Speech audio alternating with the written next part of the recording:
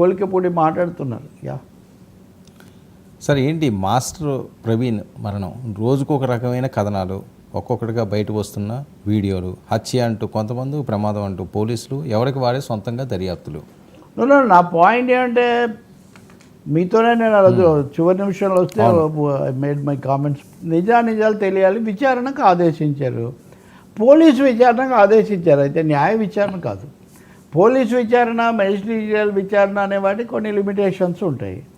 నా పాయింట్ అంతా ఏమంటే అసలు పోలీసులు తేలుస్తారు కదా, ఎందుకు ఇంత రెచ్చిపోయి ఆయన అక్కడ మందు తాగాడు, ఇక్కడ పడిపోయాడు, అక్కడ నిలబడ్డాడు, చనిపోవడం అయితే నిజం కదా, చనిపోయిన ఒక మృతుడి గురించి ఇంత వేటాడాల్సిన అవసరం మీడియాకు ఉందా?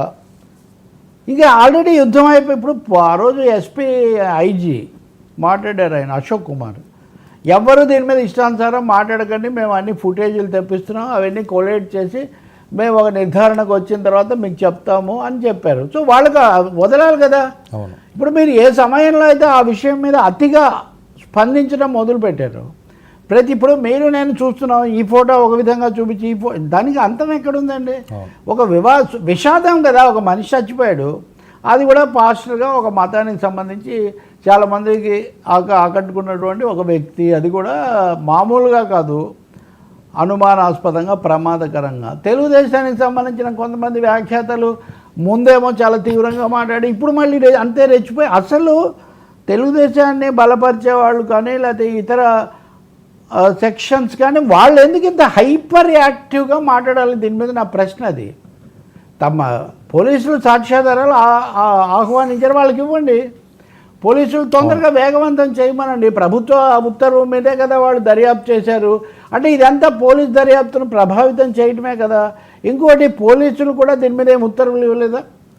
ఇప్పుడు విచారణ జరుపుతున్నప్పుడు ఈ ఫుటేజ్ వీటన్నిటిని మీరు జాగ్రత్తగా ఉంచండి, మేము తీసుకుంటామని చెప్పకుండా ఎవరికంటే వాళ్ళకి అవి విచ్చలవిడిగా చలామనే ఇప్పుడు ఒకరు లెఫ్ట్ నుంచి చూపిస్తే, ఒక రైట్ నుంచి చూపిస్తే దీనికి ముగింపు ఎక్కడ? ఇంకా విచిత్రం అంటే పోలీసులు కూడా మాట్లాడడం, ఓ పోలీసు అధికారి కూడా మాట్లాడినటువంటి వీడియో చాలా స్పష్టంగా అన్ని చోట ఆయన మాట్లాడొచ్చా? వాళ్ళ డిపార్ట్మెంట్ దర్యాప్తు చేస్తున్నప్పుడు ఆయన చెప్పదలుచుకుంది ఏదైనా ఉంటే ఆ డిపార్ట్మెంట్కి వెళ్ళి చెప్పాలి. కానీ ఆ రోజు ఇలా జరిగింది వెళ్ళిన ఛానల్స్ అందరికీ ఇంకా హత్య కాదని నిర్ధారించేసింది మీడియా. మీడియానే నిర్ధారిస్తే పోనీ మీడియా వాళ్ళైనా కానీ వెళ్ళి మా రిపోర్ట్ ఇదేని వాళ్ళకి. కాబట్టి నేను అనేది ఏంటంటే చనిపోయింది ఎవరైనా కావచ్చు, ఏదైనా జరిగి ఉండొచ్చు. ఒకటి, మృతుల వ్యక్తిత్వాన్ని గురించి వ్యాఖ్యలు లేకపోతే ముద్రలు వేసే విధంగా మాట్లాడడం ఒకటి. రెండోది, ఒక విచారణ ప్రక్రియ సహజ సిద్ధమైన ముగింపుకు రాకుండా ముందుగానే దాన్ని ప్రభావితం చేయడానికి ప్రయత్నించడం ఒకటి. మూడవది, వివాదాలు విద్వేషాలు పెంచొద్దు, ప్రశాంతంగా ముగిద్దామని కదా ప్రభుత్వం బాధ్యత తీసుకుంది. కాబట్టి ఈ విషయంలో తప్పకుండా సంయమనం పూర్తిగా కొరవడింది. ప్రభుత్వము, పోలీసులు కూడా ఈ సెక్షన్స్ను ఆపడానికి తప్పకుండా ప్రయత్నం చేసి ఉండాలి. వాళ్ళే వేగంగా రంగంలోకి వచ్చి ఏ విధంగా అయితే అప్పుడు ఎస్పీ నరసింహ, ఐజీ అశోక్ కుమార్ తాము అధికారికంగా చెప్పారో ఈ లోపల మాజీ ఎంపీలు, ప్రస్తుత ఎంపీలు, ఎమ్మెల్యేలు ఇదంతా ఎక్కడికి పోతుంది? ఇదే అయితే అసలు విచారణ ప్రక్రియ అన్నదానికి విలువే ఉండదు. ప్రతి వాళ్ళకి సంబంధించిన ప్రతిదాన్ని తీసుకొని ఇంకోటి, ఆ అతను ఎవరో ఉంటాడు, ఆయన వచ్చాడు, ఆయన తీసుకోదు, ఏమో సార్ నాకు తెలియదని కొంతమంది, ఆయనే వచ్చారు నాకు బాగా తెలుసు అని కొంతమంది, కొనుక్కున్నారు రన్నింగ్లో ఏవేవో. ఇంకొకటి అయితే డూప్ అని, అసలు డూపు, ఆ కోట్ వేసి ఊరికి అలా చేశారు, చూడండి ఆయన మొహం చూపించలేదు, హెల్మెట్ అని.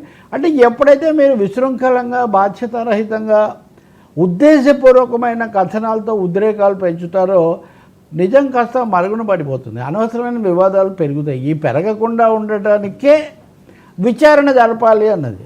ఆ విచారణ కంటే కూడా వివాదాన్ని పెంచే పద్ధతిలో ఇది నడుస్తుంది.